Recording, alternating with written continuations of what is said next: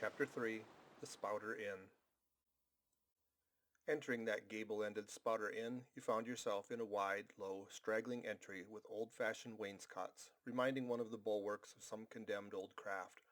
On one side hung a very large oil painting, so thoroughly besmoked and every way defaced, that in the unequal cross-lights by which you viewed it, it was only by diligent study and a series of systematic visits to it, and careful inquiry of the neighbors, that you could anyway arrive at an understanding of its purpose. Such unaccountable masses of shades and shadows, that at first you almost thought some ambitious young artist in the time of the New England hags had endeavored to delineate chaos bewitched. But by dint of much and earnest contemplation and oft-repeated ponderings, and especially by throwing open the little window toward the back of the entry, you at last come to the conclusion that such an idea, however wild, might not be altogether unwarranted. But what most puzzled and confounded you was the long, limber, portentous black mass of something hovering in the center of the picture over three blue, dim, perpendicular lines floating in a nameless yeast. A boggy, soggy, squidgy picture truly, enough to drive a nervous man distracted. Yet was there a sort of indefinite, half-attained, unimaginable sublimity about it that fairly froze you to it, till you involuntarily took an oath with yourself to find out what that marvelous painting meant. Ever and anon a bright, but alas deceptive idea would dart you through. It's the Black Sea in a midnight gale.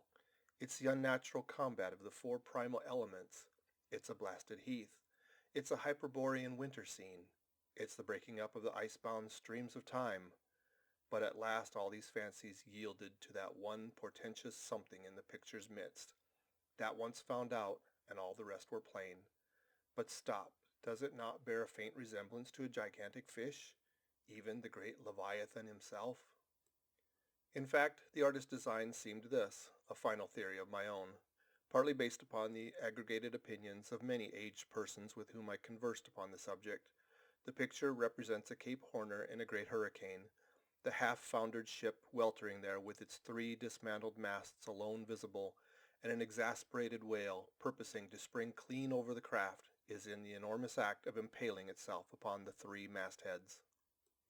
The opposite wall of this entry was hung all over with a heathenish array of monstrous clubs and spears. Some were thickly set with glittering teeth resembling ivory saws. Others were tufted with knots of human hair, and one was sickle-shaped, with a vast handle sweeping round like the segment made in the new-mown grass by a long-armed mower. You shuddered as you gazed, and wondered what monstrous cannibal and savage could ever have gone a death harvest in with such a hacking, horrifying implement. Mixed with these were rusty old whaling lances and harpoons, all broken and deformed. Some were storied weapons. With this once long last, now wildly elbowed, 50 years ago did Nathan Swain kill 15 whales between a sunrise and a sunset, and that harpoon, so like a corkscrew now, was flung in Javan seas and run away with by a whale, years afterwards slain off the Cape of Banco. The original iron entered nigh the tail, and like a restless needle sojourning in the body of a man, travelled full 40 feet, and at last was found embedded in the hump. Crossing this dusky entry and on through yon low-arched way, cut through what in old times must have been a great central chimney with fireplaces all around, you enter the public room. A still duskier place is this, with such low ponderous beams above, and such old wrinkled planks beneath, that you would almost fancy you trod some old craft's cockpits, especially of such a howling night when this corner-anchored old ark rocked so furiously. On one side stood a long, low, shelf-like table covered with cracked glass cases, filled with dusty rarities gathered from this wide world's remotest nooks. Projecting from the farthest angle of the room stands a dark-looking den, the bar, a rude attempt at a right whale's head. Be that how it may, there stands the vast arched bone of the whale's jaw, so wide a coach might almost drive beneath it. Within are shabby shelves, ranged round with old decanters, bottles, flasks, and in those jaws of swift destruction, like another cursed Jonah, by which name indeed they called him, bustles a little withered old man, who for their money dearly sells the sailors deliriums and death. Abominable are the tumblers into which he pours his poison, though true cylinders without, within the villainous green goggling glasses deceitfully tapered downward to a cheating bottom. Parallel meridians rudely pecked into the glass surround these footpads goblets. Fill to this mark, your charge is but a penny. To this, a penny more. And so to the full glass, the Cape Horn measure, which you may gulp down for a shilling. Upon entering the place, I found a number of young seamen gathered about a table, examining by a dim light divers specimens of scrimshander. I sought the landlord, and telling him I desired to be accommodated with a room, received for answer that his house was full, not a bed unoccupied. But avast, he added, tapping his forehead, you ain't no objections to sharing a harpooner's blanket, have you? I suppose you're going a whalin', so you better get used to that sort of thing. I told him that I never liked to sleep two in a bed, that if I should ever do so, it would depend upon who the harpooner might be, and that if he, the landlord, really had no other place for me, and the harpooner was not decidedly objectionable, why, rather than wander further about a strange town on so bitter a night, I would put up with the half of any decent man's blanket. I thought so. All right, take a seat. Supper? You want supper? Supper'll be ready directly. I sat down on an old wooden settle, carved all over like a bench on the battery. At one end, a ruminating tar was still further adorning it with his jackknife, stooping over and diligently working away at the space between his legs. He was trying his hand at a ship under full sail, but he didn't make much headway, I thought. At last, some 4 or 5 of us were summoned to our meal in an adjoining room. It was cold as Iceland, no fire at all. The landlord said he couldn't afford it. Nothing but 2 dismal tallow candles, each in a winding sheet. We were fain to button up our monkey jackets and hold to our lips cups of scalding tea with our half-frozen fingers. But the fare was of the most substantial kind. Not only meat and potatoes, but dumplings. Good heavens, dumplings for supper. One young fellow in a green box coat addressed himself to these dumplings in a most direful manner. "My boy," said the landlord, "you'll have the nightmare to a dead sartainty." "Landlord," I whispered, "that ain't the harpooner, is it?" "Oh, no," said he, looking a sort of diabolically funny. "The harpooner is a dark-complexioned chap. He never eats dumplings, he don't. He eats nothing but steaks, and he likes 'em rare." "The devil he does," says I. "Where is that harpooner? Is he here?" "He'll be here afore long," was the answer. I could not help it, but I began to feel suspicious of this dark-complexioned harpooner. At any rate, I made up my mind that if it so turned out that we should sleep together, he must undress and get into bed before I did. Supper over, the company went back to the bar-room, when, knowing not what else to do with myself, I resolved to spend the rest of the evening as a looker-on. Presently a rioting noise was heard without. Starting up, the landlord cried, "That's the Grampus crew. I seed her reported in the offing this morning. 3 years' voyage and a full ship. Hurrah, boys! Now we'll have the latest news from the Fijis." A tramping of sea boots was heard in the entry. The door was flung open, and in rolled a wild set of mariners enough, enveloped in their shaggy watch coats and with their heads muffled in woolen comforters, all bedarned and ragged, and their beards stiff with icicles. They seemed an eruption of bears from Labrador. They had just landed from their boat, and this was the first house they entered. No wonder then that they made a straight wake for the whale's mouth, the bar. When the wrinkled old Jonah, there officiating, soon poured them out brimmers all round. One complained of a bad cold in his head, upon which Jonah mixed him a pitch-like potion of gin and molasses, which he swore was a sovereign cure for all colds and catarrhs whatsoever, never mind how long-standing, or whether caught off the coast of Labrador, or on the weather side of an ice island. The liquor soon mounted into their heads, as it generally does, even with the errantest topers newly landed from sea, and they began capering about most obstreperously. I observed, however, that one of them held somewhat aloof, and though he seemed desirous not to spoil the hilarity of his shipmates by his own sober face, yet upon the whole he refrained from making as much noise as the rest. This man interested me at once, and since the sea gods had ordained that he should soon become my shipmate, though but a sleeping partner one so far as this narrative is concerned, I will here venture upon a little description of him. He stood full 6 feet in height, with noble shoulders and a chest like a cofferdam. I have seldom seen such brawn in a man. His face was deeply brown and burnt, making his white teeth dazzling by the contrast, while in the deep shadows of his eyes floated some reminiscences that did not seem to give him much joy. His voice at once announced that he was a Southerner, and from his fine stature I thought he must be one of those tall mountaineers from the Allegheny Ridge in Virginia. When the revelry of his companions had mounted to its height, this man slipped away unobserved, and I saw no more of him till he became my comrade on the sea. In a few minutes, however, he was missed by his shipmates, and being, it seemed, for some reason a huge favorite with them, They raised a cry of, "Bulkington, Bulkington, where's Bulkington?" and darted out of the house in pursuit of him. It was now about 9 o'clock, and the room seeming almost supernaturally quiet after these orgies, I began to congratulate myself upon a little plan that had occurred to me just previous to the entrance of the seamen. No man prefers to sleep two in a bed. In fact, you would a good deal rather not sleep with your own brother. I don't know how it is, but people like to be private when they're sleeping. And when it comes to sleeping with an unknown stranger, in a strange inn, in a strange town, and that stranger a harpooner, then your objections indefinitely multiply. Nor was there any earthly reason why I as a sailor should sleep two in a bed than anybody else, for sailors no more sleep two in a bed at sea than bachelor kings do ashore. To be sure, they all sleep together in one apartment, but you have your own hammock, and cover yourself with your own blanket, and sleep in your own skin. The more I pondered over this harpooner, the more I abominated the thought of sleeping with him. It was fair to presume that being a harpooner, his linen or woolen as the case might be, would not be of the tidiest, certainly none of the finest. I began to twitch all over. Besides, it was getting late, and my decent harpooner ought to be home and going bedwards.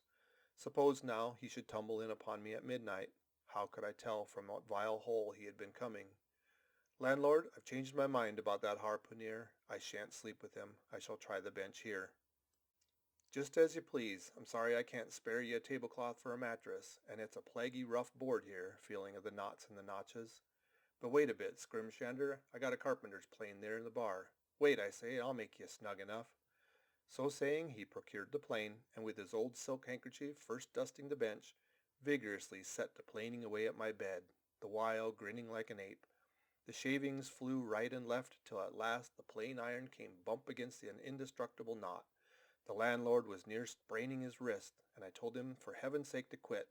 The bed was soft enough to suit me, and I did not know how all the planing in the world could make eider down of a pine plank. So gathering up the shavings with another grin, and throwing them into the great stove in the middle of the room, he went about his business, and left me in a brown study. I now took the measure of the bench, and found that it was a foot too short, but that could be mended with a chair. But it was a foot too narrow, and the other bench in the room was about 4 inches higher than the planed one, so there was no yoking them. I then placed the first bench lengthways along the only clear space against the wall, leaving a little interval between for my back to settle down in. But I soon found that there came such a draught of cold air over me and under the sill of the window that this plan would never do at all, especially as another current from the rickety door met the one at the window, and both together formed a series of small whirlwinds in the immediate vicinity of the spot where I had thought to spend the night. The devil fetch that harpooner, thought I, but stop. Couldn't I steal a march on him, bolt his door inside, and jump into his bed, not to be wakened by the most violent knockings? It seemed no bad idea, but upon second thoughts I dismissed it.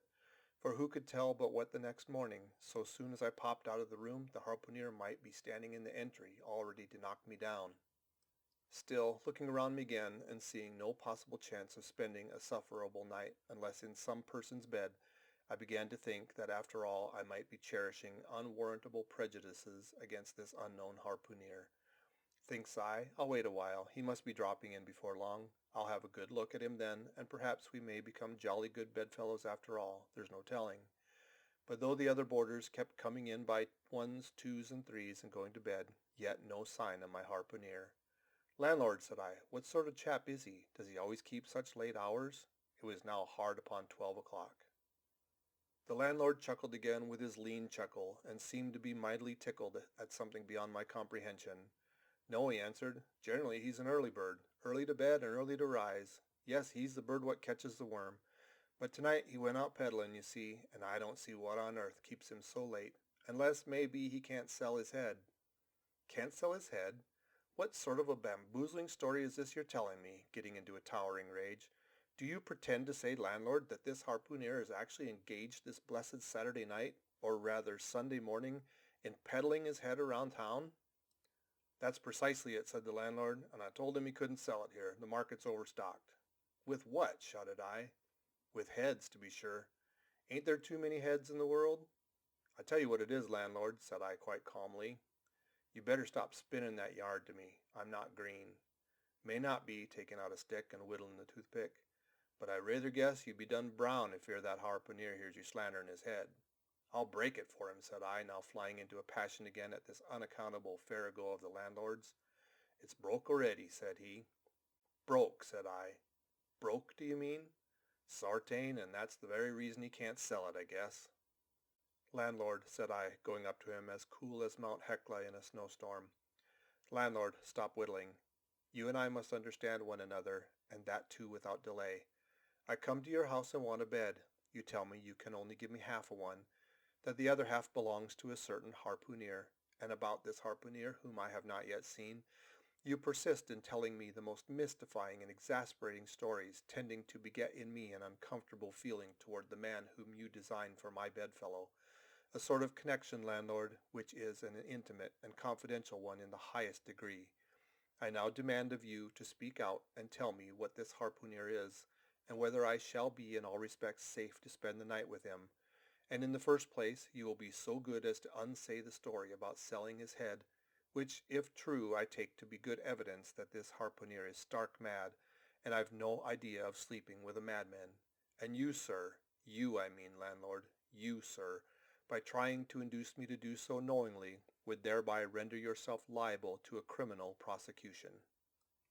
Well, said the landlord, fetching a long breath, that's a purty long sarmon for a chap that rips a little now and then. But be easy, be easy. This here harpooner I've been telling you of has just arrived from the South Seas, where he brought up a lot of balmed New Zealand heads. Great curios, you know. And he's sold all on 'em but one, and that one he's trying to sell tonight, 'cause tomorrow's Sunday, and it would not do to be selling human heads about the streets when folks is going to churches. He wanted to last Sunday, but I stopped him just as he was going out the door with 4 heads strung on a string, all for the earth like a string of onions. This account cleared up the otherwise unaccountable mystery and showed that the landlord, after all, had no idea of fooling me. But at the same time, what could I think of a harpooner who stayed out of a Saturday night clean into Holy Sabbath, engaged in such cannibal business as selling the heads of dead idolaters? Depend upon it, landlord, that harpooner is a dangerous man. He pays regular, was the rejoinder. But come, it's getting dreadful late, and you'd better be turning flukes. It's a nice bed. Sal and me slept in that air bed the night we were spliced. There's plenty of room for 2 to kick about in that bed. It's an almighty big bed, that. Why, before we gave it up, Sal used to put our Sam and little Johnny in the foot of it. But I got a dreamin' and sprawlin' one night, and somehow Sam got pinched on the floor and came near breaking his arm. Arter that, Sal said it wouldn't do. Come along here, I'll give you a glim in a jiffy. And so saying, he lighted a candle and held it toward me, offering to lead the way. But I stood irresolute. When looking at the clock in the corner, he exclaimed, I vum it's Sunday. You won't see that harpooner tonight. He came to anchor somewhere. Come along then. Do come. Won't you come? I considered the matter a moment, then upstairs we went, and I was ushered into a small room, cold as a clam, and furnished, sure enough, with a prodigious bed, almost big enough indeed for any 4 harpooneers to sleep abreast. There, said the landlord, placing the candle in a crazy old sea chest that did double duty as a washstand and a center table. There, make yourselves comfortable now, and good night to you. I turned round from eyeing the bed, but he had disappeared. Folding back the counterpane, I stooped over the bed. Though none of the most elegant, it yet stood the scrutiny tolerably well.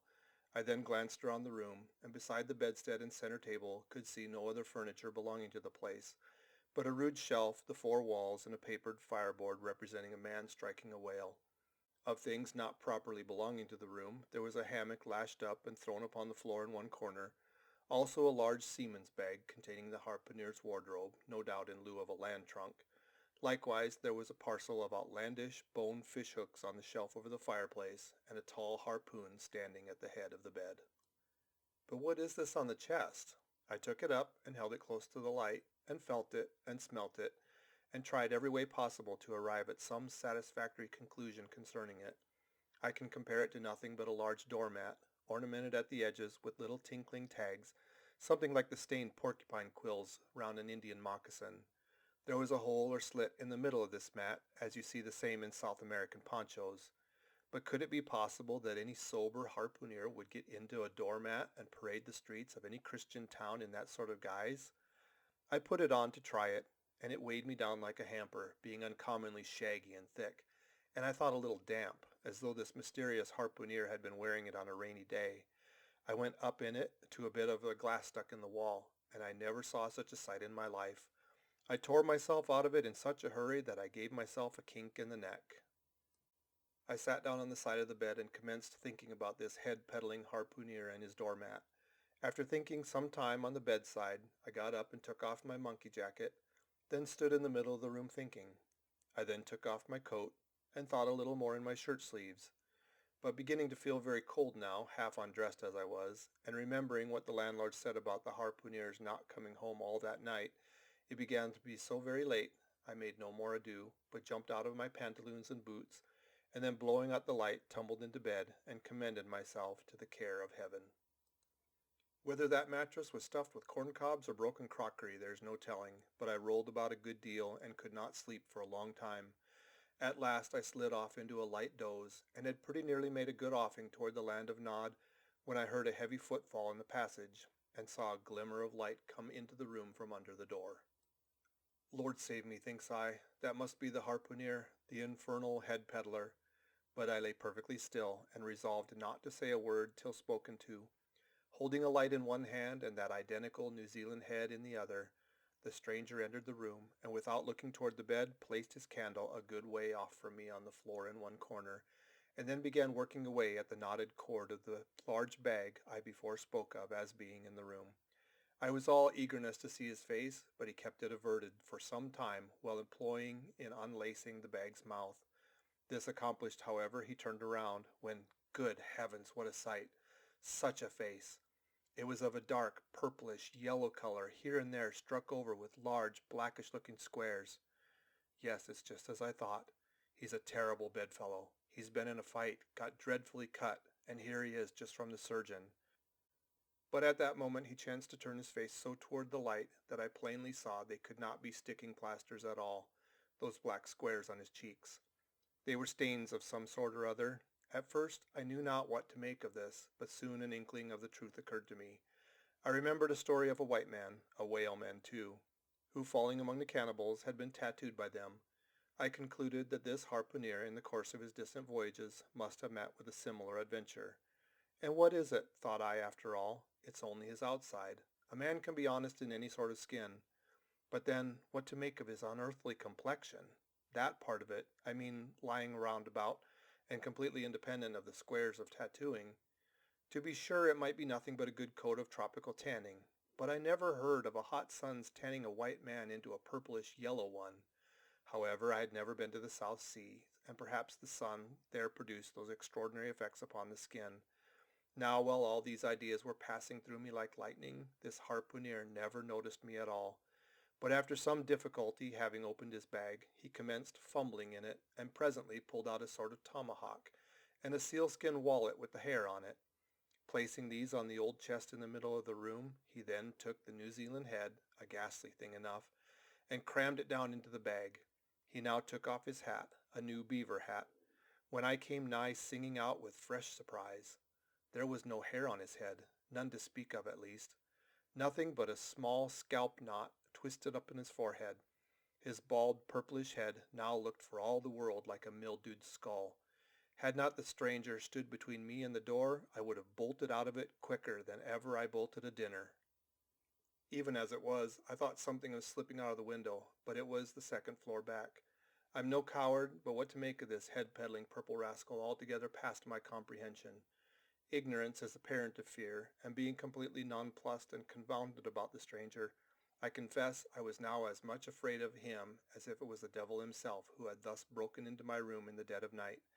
In fact, I was so afraid of him that I was not game enough just then to address him and demand a satisfactory answer concerning what seemed inexplicable in him. Meanwhile he continued the business of undressing, and at last showed his chest and arms. As I live, these covered parts of him were checkered with the same squares as his face. His back, too, was all over the same dark squares. He seemed to have been in a 30 years' war and just escaped from it with a sticking plaster shirt. Still more, his very legs were marked, as if a parcel of dark green frogs were running up the trunks of young palms. It was now quite plain that he must be some abominable savage or other shipped aboard of a whaleman in the South Seas, and so landed in this Christian country. I quaked to think of it. A peddler of heads, too. Perhaps the heads of his own brothers. He might take a fancy to mine. Heavens, look at that tomahawk. But there was no time for shuddering, for now the savage went about something that completely fascinated my attention and convinced me that he must indeed be a heathen. Going to his heavy grego or rapal or dreadnought, which he had previously hung on a chair, he fumbled in the pockets and produced at length a curious little deformed image with a hunch on its back and exactly the color of a 3 days old Congo baby.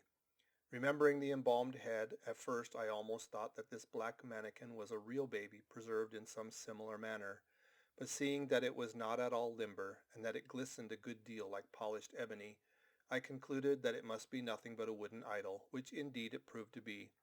For now the savage goes up to the empty fireplace and removing the paper fireboards, set up this little hunchbacked image like a ten-pin between the andirons. The chimney jambs and all the bricks inside were very sooty, so that I thought this fireplace made a very appropriate little shrine or chapel for his Congo idol. I now screwed my eyes hard toward the half-hidden image, feeling but ill at ease meantime to see what was next to follow. First he takes a double handful of shavings out of his grego pocket and places them carefully before the idol. Then laying a bit of ship biscuit on top and applying the flame from the lamp, he kindled the shavings into a sacrificial blaze.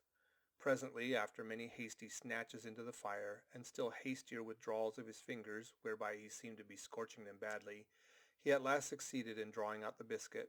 Then blowing off the heat and ashes a little, he made a polite offer of it to the little negro. But the little devil did not seem to fancy such dry sort of fare at all. He never moved his lips. All these strange antics were accompanied by still stranger guttural noises from the devotee, who seemed to be praying in a sing-song, or else singing some pagan psalmody or other, during which his face twitched about in a most unnatural manner. At last extinguishing the fire, he took the idol up very unceremoniously and bagged it again in his grego pocket as carelessly as if he were a sportsman bagging a dead woodcock. All these queer proceedings increased my uncomfortableness, and seeing him now exhibiting strong symptoms of concluding his business operations and jumping into bed with me, I thought it was high time, now or never, before the light was put out, to break the spell in which I had so long been bound. But the interval I spent in deliberating what to say was a fatal one. Taking up his tomahawk from the table, he examined the head of it for an instant, and then holding it in the light, with his mouth at the handle, he puffed out great clouds of tobacco smoke. The next moment the light was extinguished, and this wild cannibal tomahawk between his teeth sprang into bed with me. I sang out. I could not help it now, and given a sudden grunt of astonishment, he began feeling me. Stammering out something, I knew not what, I rolled away from him against the wall, and then conjured him, whoever or whatever he might be, to keep quiet, and let me get up and light the lamp again. But his guttural responses satisfied me at once that he but ill comprehended my meaning. "Who-ee devil you," he said at last.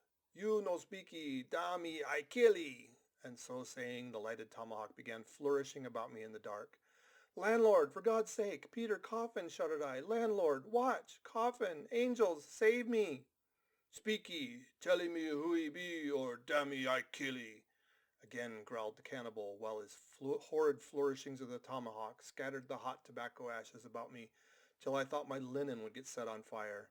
But thank heaven, at that moment the landlord came into the room, light in hand, and leaping from the bed, I ran up to him. "Don't be afraid now," said he, grinning again.